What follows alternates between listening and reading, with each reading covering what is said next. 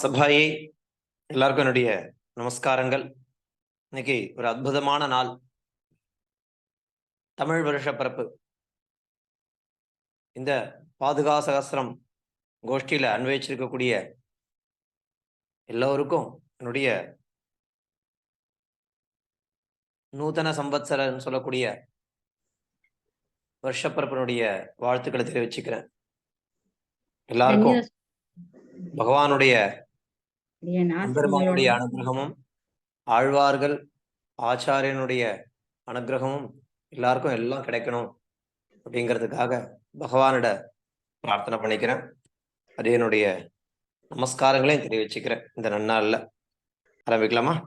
நிறைய பேர் இடம் காரியமா இருப்பாப்புல இருக்கு. 25 பேர் தான் வந்திருக்கா. பரவாயில்ல, ஸ்டார்ட் பண்ணிடலாம். ஆரம்பிக்கிறேன். யாரும் மியூட் எடுக்க வேண்டாம்.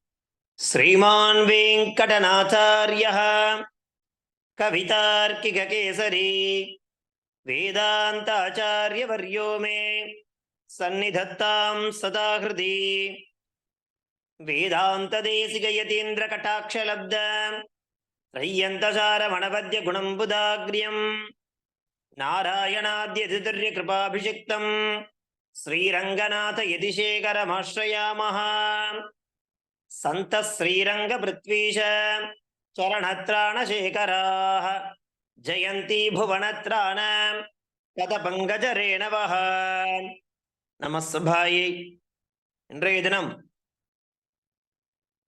பாதுகா சகஸ்திரத்தினுடைய தொடர் வரிசைன்னு பார்த்தாக்கா 45, 46, 47 சொல்லக்கூடிய 3 ஸ்லோகங்களை நாம அனுபவிக்க. பிரபாவ பத்ததி அப்படிங்கிற வரிசையில பார்த்து 3வது பத்ததி. இந்த 3வது பத்ததியாக இருக்கக்கூடிய பிரபாவ பத்ததியினுடைய எண்ணிக்கை அடிப்படையில பார்த்தோம்னாக்கா 15, 16, 17 சொல்லக்கூடிய 3 ஸ்லோகங்களை நாம இன்னைக்கு தெரிஞ்சுக்க இருக்கோம். சென்ற வகுப்புல கடைசியா நம்ம பார்த்த ஸ்லோகம் என்ன அப்படின்னு பார்க்கா, பத கமல ரஜோபிஹி வாசிதே ரங்கபர்த்து பரிச்சித நிகமாந்தே பாதுகே தாரயந்தஹ அவிதித பரிபாகம் சந்திரமுத்சம் சயந்தே பரிணத புவனம் தது பத்மமத்யாசதேவா அப்படிங்கிற மாதிரி அந்த கடைசியா நம்ம பார்த்த ஸ்லோகம் அமைஞ்சிருந்தது. அந்த ஸ்லோகத்தினுடைய அர்த்தம் என்னவாக இருந்தது, என்ன பார்த்தோம் நம்ம அப்படின்னாக்கா, ரங்கநாதனுடைய திருவடி தாமரையில் உள்ள அந்த தூசிகளால பாதுகை முழுவதும் தெளிக்கப்பட்ட நறுமணமானது வீசியபடி உள்ளது அப்படின்னு பார்த்தோம். மேலும் அந்த பாதுகைகள் எப்படிப்பட்ட தன்மையை உடையது அப்படின்னாக்கா, இங்க தலையில அந்த பாதுகையை நாம தலையில தரிச்சுட்டாக்கா, சந்திரனை சூடும் பதவி என்பது யாருடைய பட்டம்? சிவனுக்கு உரிய பட்டம். தாமரையில் அமர்ந்து இந்த உலகத்தை படைக்கிறது அப்படிங்கிறது யாருடைய பட்டமாக இருக்கு? பிரம்மாவுடைய பட்டமாக இருக்கு. அப்பேற்பட்ட உயர்ந்ததான பதவிகளை நம்மால அடைய முடியும் அப்படிங்கிற ஒரு தன்மையை கொண்டது அப்படிங்கிற விஷயத்தை நம்ம அந்த பாதுகளுடைய பிரபாவங்களை பார்த்துட்டே வரக்கூடிய வரிசையில அந்த விஷயங்களானது இருந்தது. அப்பேற்பட்ட உயர்ந்த பாதுகளை தலையில் ஏற்றுக்கொள்பவர்கள் நிலை என்னவா இருக்கும்னு பார்த்தோம். அதாவது வளர்வதையும் தேய்வதையும் இயல்பாக உடைய சந்திரனை தலையில் சுட்டிக்கொள்ளும் பதவியோ அல்லது தாமரை மலரில் அமர்ந்து உலகை படைக்கும் பதவியோ பெறுகிறார்கள் அப்படிங்கிற மாதிரி அந்த கடைசியா பார்த்த ஸ்லோகமானது அப்படி அமைஞ்சிருந்தது. அது தொடர்ந்து இன்றைக்கு பார்க்கக்கூடிய இந்த ஸ்லோகத்துல 45, நான் சொல்றது பாதுகா சகஸ்திரம் அப்படிங்கிற தொடர் வரிசையில 45, இந்த பிரபாவ பத்ததினுடைய வரிசையில 15வது ஸ்லோகம் என்னவா இருந்துருக்கு, அதனுடைய அர்த்தம் என்ன, தாத்பரியம் என்ன அப்படிங்கறத நாம இன்றைய தினம் அனுபவிக்க இருக்கோம். ஒரே நிமிஷம் பாருங்க. ஸ்லோகம் இந்த மாதிரியாக தேசியனால எழுதப்பட்டிருக்கு. சகிருதபி கிளமூர்த்னா சார்கின பாதுகேத்வாம் மனுஜ மனுபகந்தம் தேகபந்திய வியபாயே உபசரதி யதார்ஹன் தேவவர்கஸ்துதீயா சது நியமித பிருத்யோ ஜோஷமாஸ்தே கிருதாந்தா அப்படிங்கிறது இந்த பாதுகா சகஸ்திரத்தினுடைய தொடர் வரிசையில 45, பிரபாவ பத்ததில 15 அப்படின்னு நம்ம புரிஞ்சுக்கணும். இந்த ஸ்லோகத்தின் மூலமா சுவாமி தேசிகன் நமக்கு சொல்லக்கூடிய தாத்பரியம் என்ன? உயர்ந்ததான பாதுகையினுடைய பிரபாவங்களை தொடர்ந்து சொல்லிட்டே இருக்கார் இல்லையா? பாதுகாதேவியுடைய பிரபாவங்களை சொல்றதுக்கு 1000 ஸ்லோகம் போராது, லட்சத்துக்கும் மேல ஸ்லோகங்கள் எழுத முடியும்.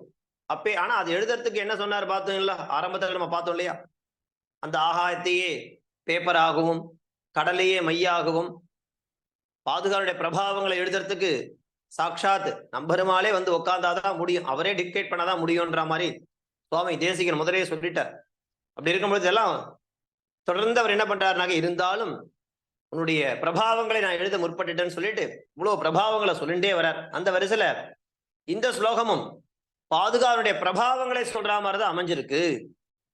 எப்பேற்பட்ட பாதுகை அப்படின்னாக்கா சொல்றா பாருங்க, சார்ங்கின பாதுகே அப்படின்னு கூப்பிடுறாரு இந்த ஸ்லோகத்துல.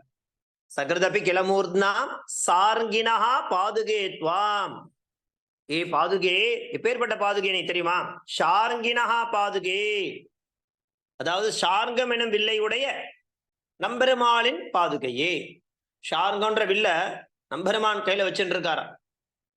அப்படி நம்பெருமாள் கையில தரிச்சுட்டு இருக்கக்கூடிய சார்ங்கம் எனும் வில்லையுடைய நம்பெருமாளின் பாதுகையே, துவாம் உன்னை, துவாம்னா யாரை? உன்னை, மூர்த்னா அதாவது நம்ம தலையில வச்சு கொண்டாடுறோம்னு வச்சு,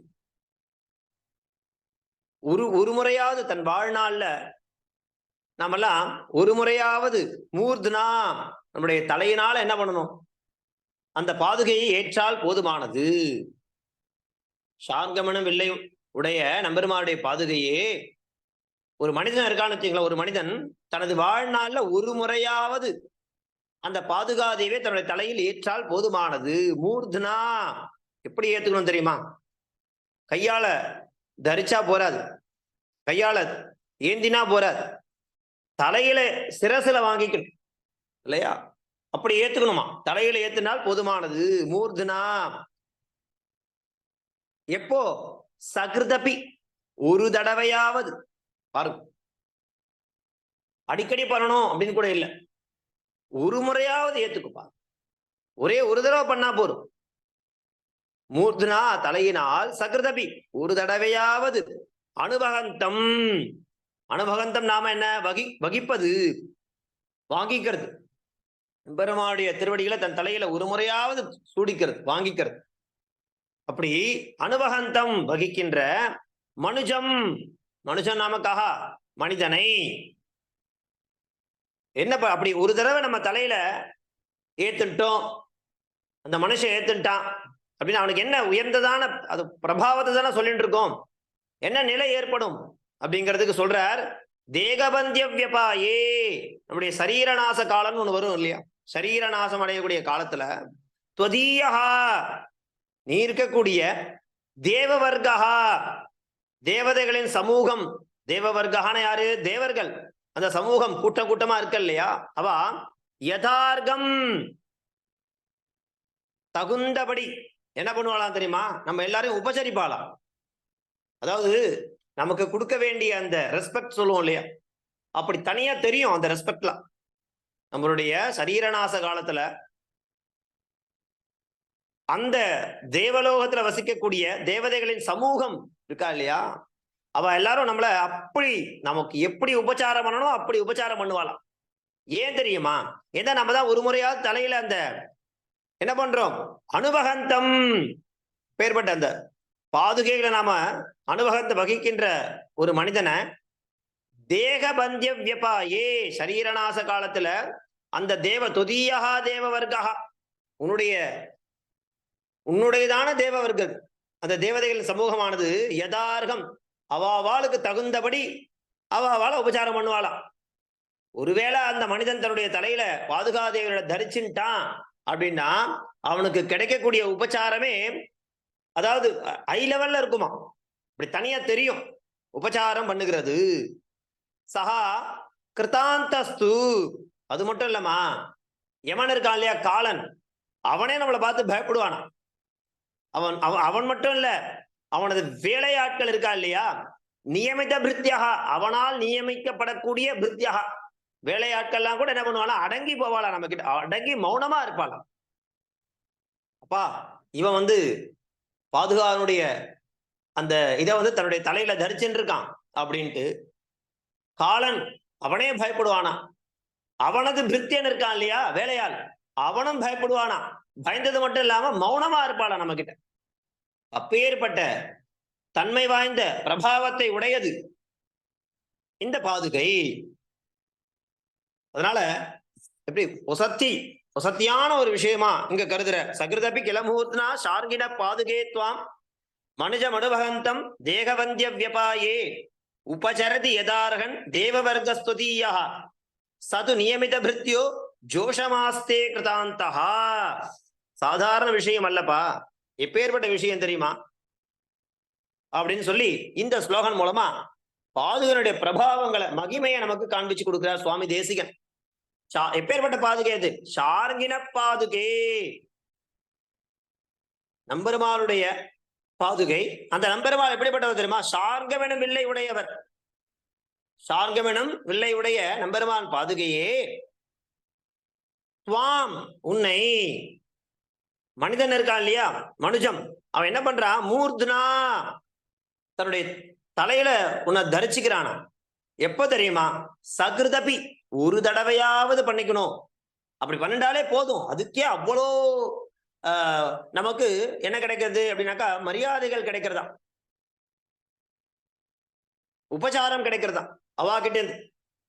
சகிருதபி ஒரு தடவையாவது அனுபகந்தம் தரிச்சுக்கணுங்கிற சுவாமி தேசிகன். நம்பெருமானுடைய அந்த பாதுகைகளை எந்த ஒரு மனிதன் தனது சிரசுல ஒரு தடையாவது தரிச்சுக்கிறானோ வகிக்கின்றானோ, அப்படி வகிக்கக்கூடிய அந்த மனுஜன் இருக்கான் இல்லையா, அனுபகந்தன அந்த வகி தரிச்சுக்கிறது. எப்படி? ஒரு தடவையாவது அப்படி பண்ணக்கூடிய அந்த மனுஜனை யாரு? மனிதனை தேகபந்திய வியபாயே. தேகபந்தியம் நாம சரீர நாச காலத்தில் அர்த்தம். சரீர நாசமடையும் காலத்துல தேகபந்திய வியபாயே ஸ்வதீயா. ஏ பாதுகே, உன்னுடையதான அந்த தேவவர்கா. இப்ப யார்கிட்ட சொல்றாரு இந்த அப்படின்னாக்கா பாதுகையிட்ட பார்த்தா சொல்றார். அந்த தேவதைகளின் சமூகமானது யதார்கம் அவாவாளுக்கு தகுந்தபடி உபச்சாரம் பண்ணிட்டு இருக்கா. ஒருவேளை இந்த மனிதன் தன்னுடைய தலையில சிரசுல அந்த பாதுகையை தரிச்சிட்டான்னா அவனுக்கு எந்த மாதிரியான ஒரு நிலை ஏற்படுனா, சகா கிருதாந்தஸ்து. அந்த கிருதாந்தகன யாரு அப்படின்னா காலன், யமன் இருக்கான் இல்லையா, அவனும் பயப்படுவானா, மௌனமா இருப்பானா நம்ம கிட்ட.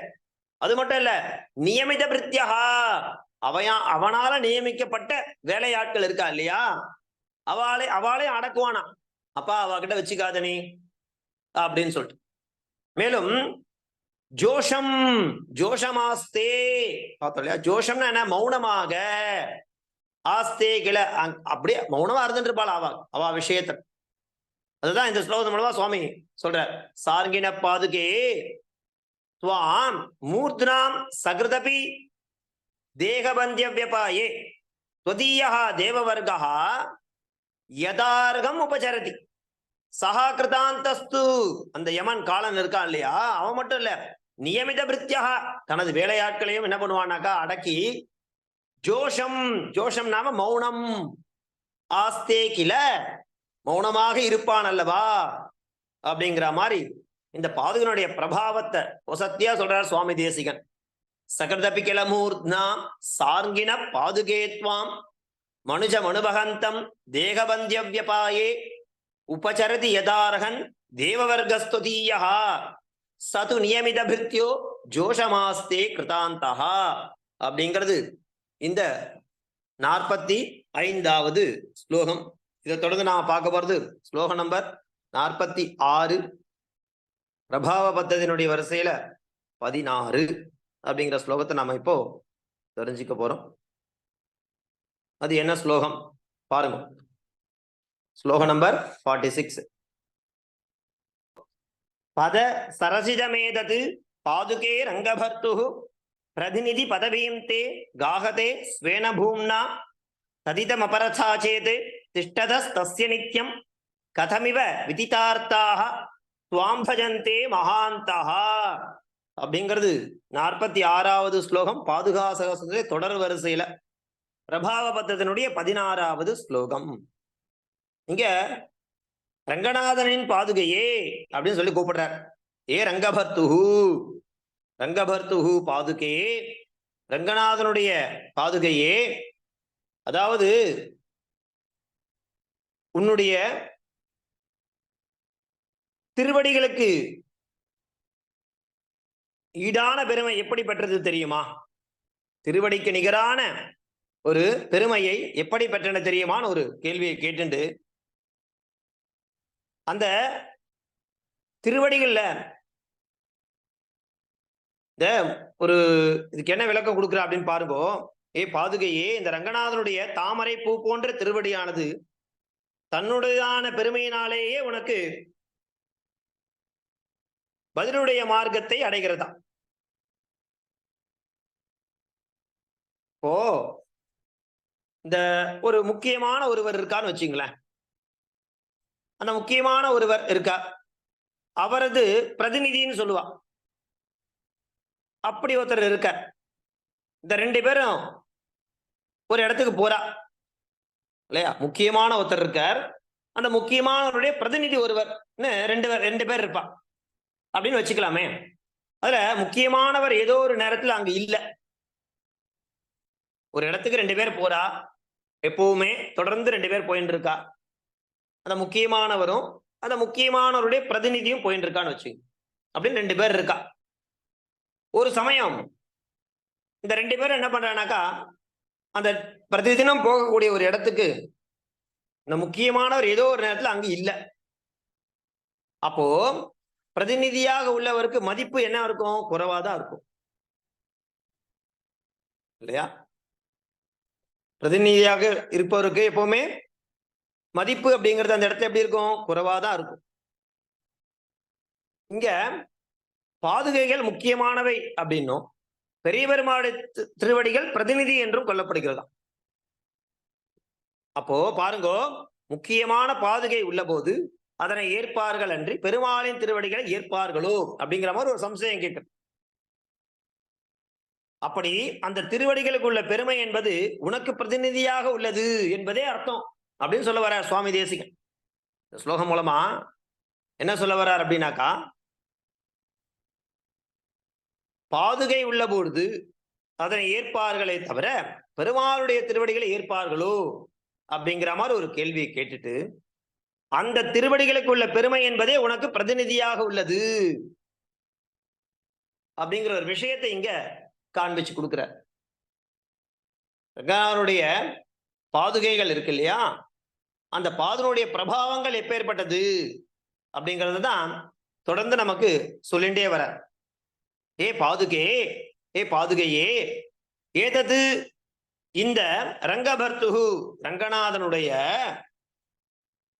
பதசரசிஜம் தாமரை பூ போன்ற திருவடி. பதசரசிஜம் என்ன? தாமரை பூ போன்ற திருவடியுடையது. ஸ்வேன தன்னுடையதான பூம்னா பெருமை. பூம்னான என்ன? பெருமையினாலே தே உனக்கு பிரதிநிதி பதவியும் பதிலுடைய மார்க்கத்தை காகதை அடைகின்றது.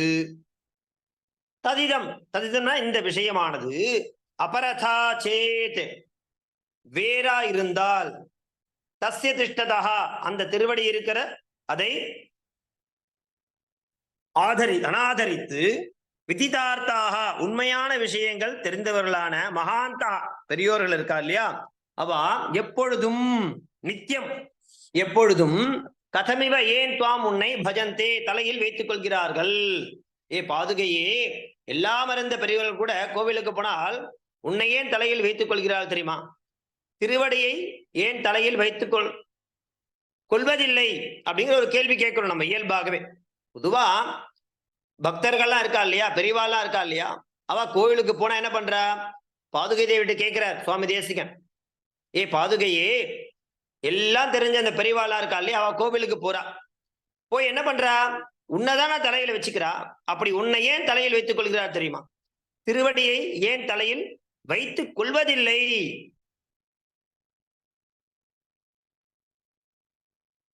அப்படின்னு ஒரு கேள்வி கேட்டுக்கிறார்.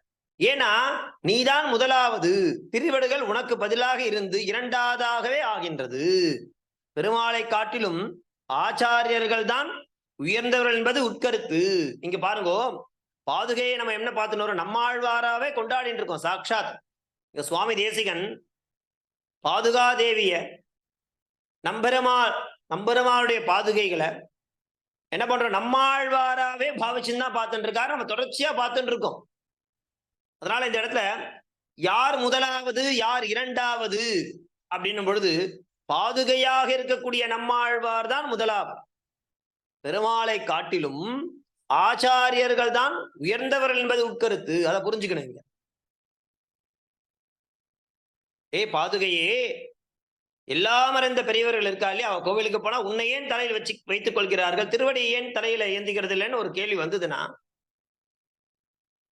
யாருக்கு முக்கியத்துவம் கொடுக்குறா? பாதுகைக்கு தான் முக்கியத்துவம் கொடுக்குறா. சாட்சாத் பாதுகையில் யாரு? நம்மாழ்வார் இல்லையா? அப்படி நீதான் முதலாவது, திருவடிகள் உனக்கு பதிலாக இருந்து இரண்டாவதாகவே ஆகின்றன. சொன்னாலே ஒரு இடத்துல ரெண்டு பேர் போறா, முக்கியமான ஒருத்தர், அவரது பிரதிநிதி ஒருவர் போறான்னா இல்லையா, இதுல என்ன பண்ணணும்? முக்கியமான ஏதோ நேரத்துல அங்க இல்லைனாக்கா பிரதிநிதியாக உள்ளவருக்கு மதிப்பு குறைவா இருக்கும். பொதுவா இது லோக விவகாரம், இயல்புக்காக அதை சொன்னோம். ஆனா இந்த இடத்துல அப்படி இல்லை. இங்கே பாதுகைகள் முக்கியமாக கருதப்படுகிறது. நம்பெருமானுடைய பிரதிநிதியாக அவர் போறார். இருந்தாலும் முதலாவதாக யாரை கொண்டாடிட்டு இருக்கோம்னாக்கா பாதுகைகளை தான் கொண்டாடிட்டு இருக்கோம். அவளை அந்த பாதுகையை தான் நம்ம என்ன பண்றோம், தலையில தரிச்சுக்கிறோம். அந்த பாதுகை அப்படிங்கிறது யாருனாக்கா சாட்சாத் நம்மாழ்வாரே. அப்போ இங்க பாருங்க, பெருமாளை காட்டிலும் இந்த ஸ்லோகம் மூலமா சுவாமி கொடுக்கக்கூடிய உட்கருத்து என்னன்னாக்கா, பெருமாளை காட்டிலும் ஆச்சாரியர்கள் தான் உயர்ந்தவர்கள் என்பது உட்கருத்து. அதை புரிஞ்சுக்கணும் முதல். அதுக்காகவே இந்த ஸ்லோகத்தை நாம படிக்கணும். பத சரசிதமேதது பாதுகே ரங்கபர்த்து பிரதிநிதி பதவீம் தே காகதே ஸ்வேன பூம்னா ததிதம் அபரதா சேத் திஷ்டதஸ்தஸ்ய நித்யம் கதமிவ விதித்தார்த்தாக துவாம் பஜந்தே மகாந்தஹா. மகாந்தஹா இருக்கா இல்லையா, பெரியோர்கள், அவ எப்பவுமே துவாம் பஜந்தே, உன்னதான் வசத்தியா தலையில வச்சு கொண்டாடுகிறார்கள் இல்லையா. கதமிவ, ஏன் துவாம், உன்னையே கொண்டாடுகிறார்கள் அப்படின்னாக்கா அதுக்கு இதான் காரணம். என்ன காரணம் அப்படின்னாக்கா, மகாந்தஹா பெரியோர்கள் எப்போ உன்னதான், ஏன்னா உனக்கு நீதான் முதலாவது. பாதுகையே, நீதான் முதலாவது இடத்தை வகிக்கின்றாய். பெருமானுடைய திருவடி கூட இரண்டாவது. அப்படி பாதுகைகளுக்கு முதலாவதாக சொன்னாக்கா சாட்சாத் நம்மாழ்வாரையே குறிக்கும். அப்படி இருக்கக்கூடிய விஷயம் இருக்கும் பொழுது ஆச்சாரியர்களுக்கு தான் முதலிடம். அப்புறம்தான் பெருமாளே அப்படிங்கிற மாதிரியான ஒரு உட்கருத்தை இந்த ஸ்லோகம் மூலமா சுவாமி தேசிகன் நமக்கு காண்பிச்சு கொடுக்கிறார். பதசரசிதமேதது பாதுகே ரங்கபர்த்து பிரதிநிதி பதவீம் தே காகதே ஸ்வேன பூம்னா ததிதம் அபரதா சேத் திஷ்டதஸ்தஸ்ய நித்யம் கதமிவ விதித்தார்த்தாக துவாம் பஜந்தே மகாந்தஹா அப்படிங்கிறது இந்த 46வது ஸ்லோகம். பாதுகனுடைய பிரபாவ பத்ததி அப்படின்னு சொல்லும்போது அதனுடைய 16வது ஸ்லோகம். இதை தொடர்ந்து நம்ம பார்க்க போறது ஸ்லோகம் நம்பர் 17. என்ன அர்த்தம், தாத்பரியம் அப்படிங்கிறத பார்க்க போறோம். ஸ்லோகம் என்ன பாருங்க.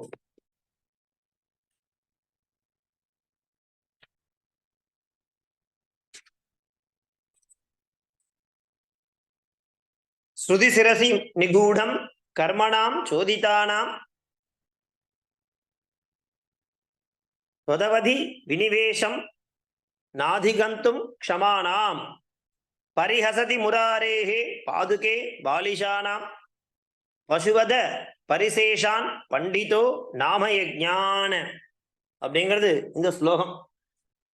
இப்போ இந்த 40 பாதுகா சகஸ்திரத்தினுடைய 47, பிரபாவ பத்தத்தினுடைய 17. இந்த ஸ்லோகத்துல என்ன சொல்ல வர்றார் அப்படின்னாக்கா, பொதுவா நம்ம செய்யக்கூடிய எல்லா கர்மாக்கள், கர்மான செயல் இருக்கு இல்லையா, நம்ம நிறைய கர்மாக்கள் பண்ணிட்டு இருக்கோம். நம்ம செய்யக்கூடிய எல்லா கர்மாக்களையும் எப்படி சொல்லி முடிப்போம் அப்படின்னாக்கா, சர்வம் ஸ்ரீ கிருஷ்ணார்ப்பணம் அஸ்து சொல்லி முடிப்போம். சர்வம் ஸ்ரீ கிருஷ்ணார்ப்பணம். அப்படின்னு சொல்லி பொதுவா முடிப்போம். லோகத்துல அதான் நம்மளுடைய விவகாரமா பண்ணிட்டு இருக்கோம். எந்த காரியம் பண்ணாலும், எந்த கர்மா பண்ணி முடிச்சாலும் கடைசியா நாம சொல்றது சர்வம் கிருஷ்ணார்ப்பணம்.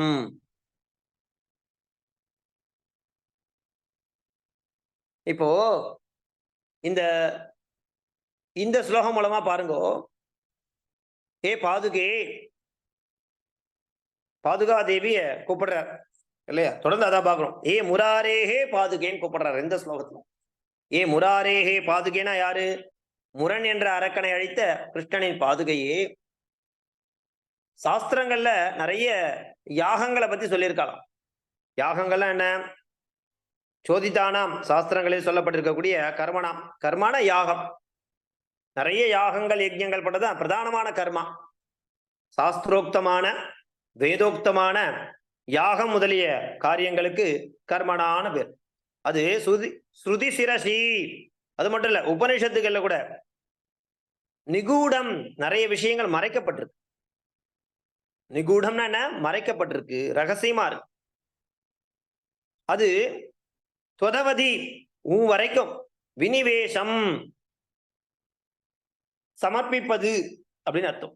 அப்படின்னா என்ன? அதிகந்தும் என்ன விஷயம் சமர்ப்பிக்கிறோமோ அதை அதிகந்தும் தெரிஞ்சுக்கிறதுக்கு ந க்ஷமா க்ஷமா க்ஷமானாம் ந க்ஷமானாம் சக்தியற்றவர்களாக இருக்கக்கூடிய பாலிஷானாம் யாரு அப்படின்னாக்கா மூடர்கள். மூடர்களுடைய பசுவத பிராணிகளை கொள்வதைத்தான் பரிசேஷான. இப்போ அது மட்டும் இல்ல, நாம யஜ்ஞான பரிசேஷான் ஞாபக பெரியவர்களால் மாத்திரம் யாகங்களை இந்த பண்டிதான யாரு? வேதம் அர்த்தம் அறிந்தவர். அவளா பரிகாசம் பண்ணுகிறாளா? ஏன் பரிகாசம் பண்ணணும் பாருங்கோ. என்ன கருத்து சொல்ல? உலகில எந்த கர்மாக்களை பண்ணாலும் என்ன பண்றோம்? கிருஷ்ணார்ப்பணம் அப்படின்னு சொல்லுவா. நான் செய்யும் நல்ல கர்மாக்களை எல்லாம் பெருமாளிடத்துல கொடுத்து விட வேண்டும் அப்படின்னு அதுக்கு அர்த்தம். நான் பண்ணக்கூடிய கர்மாக்களை எல்லாம் பெருமாளிடத்துல கொடுத்து விட வேண்டும் அப்படிங்கிறது அதற்கு அர்த்தம். கிருஷ்ணார்ப்பணம் என்ன? கிருஷ்ணனிடத்துல எம்பெருமாளிடத்தை சமர்ப்பிச்சிடுறேன். அவசியம் செய்ய வேண்டும் என்று சாஸ்திரத்தில் விதிக்கப்பட்ட சகல கர்மாக்கள் இருக்கு இல்லையா? நிறைய கர்மாக்கள் நிறைய இருக்கு. அது பாதுகையிடத்தில் சமர்ப்பிக்க வேண்டும். உபனிஷத்துல ரகசியமாய் சொல்லியிருக்கான். உபனிஷத்துல ரகசியமா சொல்லியிருக்கான் அவசியம் செய்ய வேண்டியம் என்று. சாமான்யமா நாம செய்யும் நல்ல கர்மாக்களை என்ன பண்ணணும் அப்படின்னாக்கா பெருமாளிடத்துல கொடுத்து விட வேண்டும் அப்படிங்கிறது அதுக்கு அர்த்தம். கிருஷ்ணார்ப்பணம்ன்றதுக்கு அர்த்தம். அவசியம் செய்ய வேண்டும் என்று சாஸ்திரத்துல விதிக்கப்பட்ட எல்லா கர்மாக்களையும் நம்ம யார்கிட்ட கொடுக்கணுமா தெரியுமா? பாதுகையிடத்தில் சமர்ப்பிக்க வேண்டும் என்று உபனிஷத்துக்களை ரகசியமா சொல்லியிருக்கான். உபனிஷத்துல ரொம்ப நிகூடம்னு ரகசியமா சொல்லப்பட்டிருக்கு. இந்த விஷயம் தெரியாமல் யாராவது யாகம் பண்ண வேண்டும்னா தெரிந்தவன், இது தெரிந்த ஒரு விஷயம், தெரியாமல் யாதவர் என்ன பண்றான்? யாகம் பண்ணினான்னு வச்சுங்களேன். தெரிந்தவன் இது யாகம் என்று பெயரே ஒழிய வேற எந்த ஒரு பிரயோஜனமும் கிடையாதான். இப்ப நான் சொல்ற விஷயத்த தெரியாம ஒருத்த யாகம் பண்றான் அப்படின்னாக்கா எந்த விஷயத்த தெரிஞ்சுக்காம கிருஷ்ணார்ப்பணம் அப்படின்னா என்ன அர்த்தம்? நாம செய்யும் நல்ல கர்மாக்களை பெருமாளிடத்துல கொடுத்துடணும் ஒண்ணு. ரெண்டாவது, அவசியம் செய்ய வேண்டும் என்று சாஸ்திரத்தில் விதிக்கப்பட்ட சகல கர்மாக்களையும் பாதுகளிடத்தில் சமர்ப்பிக்க வேண்டும் என்று உபனிஷத்துகள் ரகசியமா சொல்லியிருக்கான். இந்த மாதிரி இந்த விஷயத்தை தெரிஞ்சிக்காம யாரோ ஒருவன் யாகம் பண்ணினானா என்ன பண்றான்? தெரிந்தவன் இது யாகம் என்று பெயரே ஒழிய பிரயோஜனம் கிடையாது. பேருக்கு வேணா யாகம்னு இருக்கலாம்.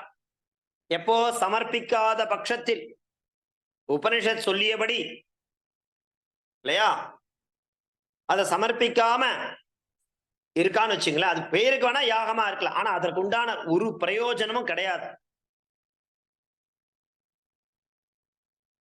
என்ன மிஞ்சும்? பசுவதம் தான் மாத்திரம் மிஞ்சுமா. பசுவதனா என்ன? மிருகங்களை வதம் பண்ணி ஒத்த யாகம் பண்றான்னு வச்சுங்களேன். அப்போ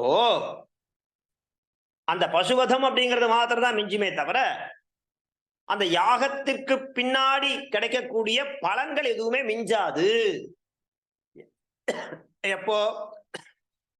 இந்த பாதுகன் இடத்துல சமர்ப்பிக்க வேண்டும் அப்படின்னு உபனிஷத் சொன்ன விஷயத்தை தெரிஞ்சிக்காம மொத்த யாக யஜ்ஞங்கள் பண்ணி பசுவதெல்லாம் பண்ணி ஒரு யாகத்தை முழுமையா முடிக்கிறான்னு வச்சுக்கலாம், பூர்த்தி பண்றான்னா அவனுக்கு அதனால பிரயோஜனம் கிடையாது. பசுவதம் பண்ணது மாத்திரம் தான் மிஞ்சும்.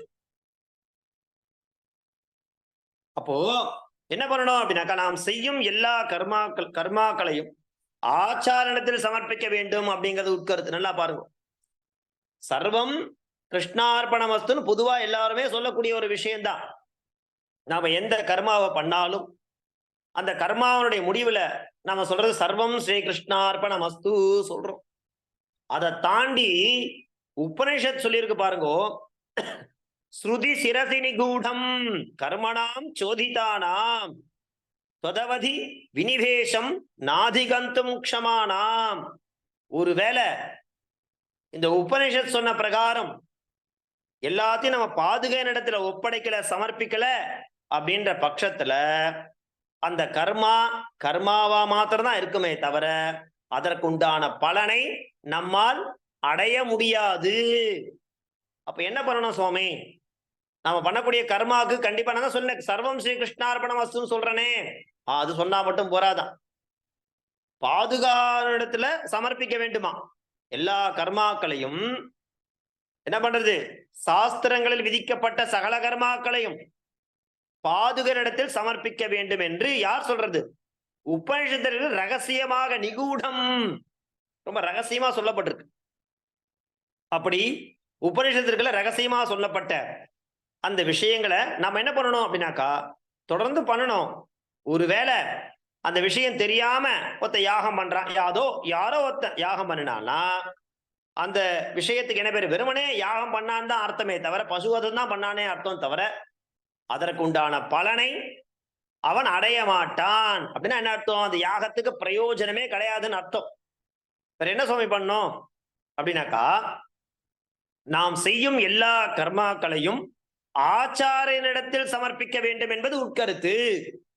அதுதான் உள்ள தாத்பரியம் இல்லையா? சர்வம் ஸ்ரீ கிருஷ்ணார்ப்பணமஸ்து சொன்னா மாத்திரம் போராது. எல்லாத்தையும் எங்க சமர்ப்பிக்கணும்னு சொல்றா? ஆச்சாரியனிடத்தில் சமர்ப்பிக்க வேண்டும் அப்படின்னு எங்க சொல்லியிருக்கு தெரியுமா? உபனிஷத்துக்களை ரகசியமா சொல்லியிருக்கா. ஸ்ருதி சிரசி அப்படின்னா என்ன? உபனிஷத் அதுல எப்படி இருக்கு தெரியுமா அந்த விஷயம்? நிகூடம், மறைஞ்சிருக்கு, ரகசியமா இருக்கு. நிகூடம்னா ரகசியம். என்ன சொல்றது? கர்மணாம் சோதிதானாம் இல்லையா? கர்மணாம் யாகம் முதலிய காரியங்களுக்கு, எப்பேற்பட்ட யாகங்கள் இருக்கு, காரியங்கள் இருக்கு, அந்த விஷயங்கள் எல்லாமே என்ன பண்ணணும்னு சொல்றதுனாக்கா, சர்வம் ஸ்ரீ கிருஷ்ணார்ப்பணமஸ்துன்னு சொன்னா போராது. என்ன பண்ணணும் அப்படின்னாக்கா அத ஆச்சாரியனிடத்தில் சமர்ப்பிக்க வேண்டும் அப்படிங்கிறதா இந்த ஸ்லோகத்தினுடைய தாத்பரியம். பாதுகே முராரேஹே பாதுகே, முராரனுடைய பாதுகைகளே, பாதுகாதேவியே, சோதிதானா சாஸ்திரங்களில் சொல்லப்பட்டிருக்கக்கூடிய கர்மனாம் யாகம் முதலிய காரியங்களுக்கு, ஸ்ருதி சிரசி உபனிஷத்துகளின் நிகூடம் மறைந்திருக்கக்கூடிய, சொதவதி உன்வரையில் இருக்கக்கூடிய, வினிவேஷம் சமர்ப்பிப்பதை அதிகந்தும் அறிவதற்கு உன்னிடம் வரை, அதான் உன்னிடம் தான் யார சொல்றார்? பாதுகையை சொல்றார். பாதுகைன்னா என்ன அர்த்தம்? சாட்சாத் அந்த பாதுகைன்றது யாரே? நம்ம ஆழ்வார். அப்ப நம்ம ஆழ்வார் நம்ம ஆச்சாரியன். இப்ப ஆச்சாரியனிடத்தின் மூலமா தான் நம்ம நம்பெருமானை அடையும். அப்போ நம்ம என்ன பண்ணணும் அப்படின்னா, சர்வம் ஸ்ரீ கிருஷ்ணார்ப்பணமஸ்து அந்த கர்மாவை பண்ணி முடிச்சா போராது. எல்லாமே ஆச்சாரியனிடத்துலதான் சமர்ப்பிக்கணும். அப்பதான் அது சாட்சாத் அப்படி போய் சேரும். அப்பதான் அதுக்கு பலன் உண்டு. இல்லைன்னா என்ன சுவாமி நடக்கும் அப்படின்னாக்கா பாருங்க, பாலிஷானாம் மூடர்களுடைய பசுவதா இந்த பிராணிகளை கொள்வதைத்தான் என்ன பண்றோம்? பரிசேஷா மீறது. அது எப்படி இருக்கும்? அது யாகம் பண்ணானது நாம யஜ்ஞான், அது வெறும் பேருக்கு மாத்திரம்தான் அந்த யாகமும் யஜ்ஞமும். பயனால் மாத்திரம் யாகங்களை பண்டிதா வேதார்த்தம் என்ன பண்றது? அறிந்தவன் என்ன பண்றான்? பரிஹசதி, நன்னா வேதம் தெரிஞ்சவன் இருக்கான் இல்லையா, பண்டிதா, அவன் எவனொருவன் அதை பாதுகாரிடத்துல சமர்ப்பிக்காம ஒரு யாகத்தை பண்றான்னு வச்சுக்கோங்களேன், அந்த யாகத்தை பார்த்து பண்டிதா இருக்கா இல்லையா, அவளை என்ன பண்ணுவா? பரிஹசதி, பரிகாசம் பண்ணுவாளாம். ஏ முட்டாள் அப்படின்னு பரிகாசம் பண்ணுவா. ஏன் தெரியுமா? ஏன்னா உபனிஷத்து இருக்கு இல்லையா, ஸ்ருதி சிரசி நிகூடம், அது எப்படி இருக்கு, அதுல இருக்க அப்படி சொல்லப்பட்ட விஷயம் தாத்பரியம், அப்ப அது பண்டிதாளுக்கு மாத்திரம் தானே தெரியும். அதனால என்ன பண்ணக்கூடாது, என்ன தாத்பரியம் சொல்றானாக்கா, நாம் செய்யும் எல்லா கர்மாக்களையும் ஆச்சாரியரிடத்தில் சமர்ப்பிக்க வேண்டும் அப்படிங்கிறது தான் இந்த ஸ்லோகத்தின் மூலமா திருடமா சுவாமி தேசிக நமக்கு காண்பிச்சுட்டு கொடுக்கக்கூடிய ஒரு விஷயமா நாம புரிஞ்சுக்கணும். சுதி சிரசி நிகூடம் கர்மணாம் சோதிதானாம் தொதவதி வினிவேஷம் நாதிகந்தும் க்ஷமானாம் பரிஹசதி முராரே பாதுகே பாலிஷானாம் பசுவத பரிசேஷான் பண்டிதோ நாம யஜ்ஞான அப்படிங்கிறது பாதுகா சகஸ்ரத்தினுடைய தொடர் வரிசையில 47வது ஸ்லோகம். 3வது பத்ததியாக இருக்கக்கூடிய பிரபாவ பத்ததினுடைய 17வது ஸ்லோகமாக இன்றைய தினம் நாம பார்த்து முடிச்சிருக்கோம். அப்படி எனக்கு தெரிஞ்ச விஷயங்களை ஏதோ யதாமதி எனக்கு இருக்கக்கூடிய ஞானத்தை வச்சுட்டு அப்படி இந்த சபையில எனக்கு தெரிஞ்ச விஷயங்களை சொல்லியிருக்கேன். ஏதேனும் தவறா சொல்லியிருந்தா அதை தவிர்த்துட்டு நல்ல விஷயங்களை மாத்திரம் எடுத்துக்கணும் அப்படிங்கிற ஒரு விஷயத்தை கூறி அடியேன் விடைபெறேன். தாசன் தன்யவாதாக. ஏதேனும் சம்சயம் இருந்தா கேளுங்கோ, சொல்றேன், இல்லைன்னா கிளாஸை முடிச்சுக்கலாம். தாசன்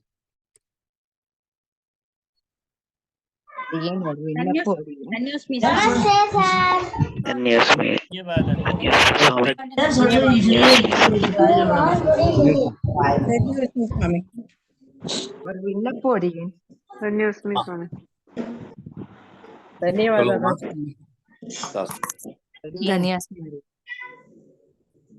அடியேன் ஒரு விண்ணப்பம் சொல்லுங்க. 43வது ஸ்லோகத்திலிருந்து இப்போ இன்னும் கொஞ்சம் ஜித்து சொல்ல முடியுமா? சொல்லு, நான் ரெக்கார்டிங் அனுப்புறேன். நானு இந்த ஸ்லோகம்லாம் அந்த சந்த சொல்லிட்டு இருக்கேன் இல்லையா, இது வரைக்கும் முடிஞ்சிருக்கோ அந்த ஸ்லோகம்லாம் நான் தான் என்ன பண்றேன், ஸ்லோகம் மாத்திரம் துவனி மாத்திரம் இருக்கக்கூடிய ஸ்லோகத்தை உச்சாரணம் பண்ணி நான் உங்களுக்கு அனுப்புறேன், ரெக்கார்டிங்ஸ் அனுப்புறேன்.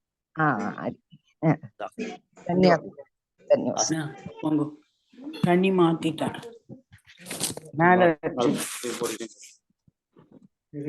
தன்யவாதாக.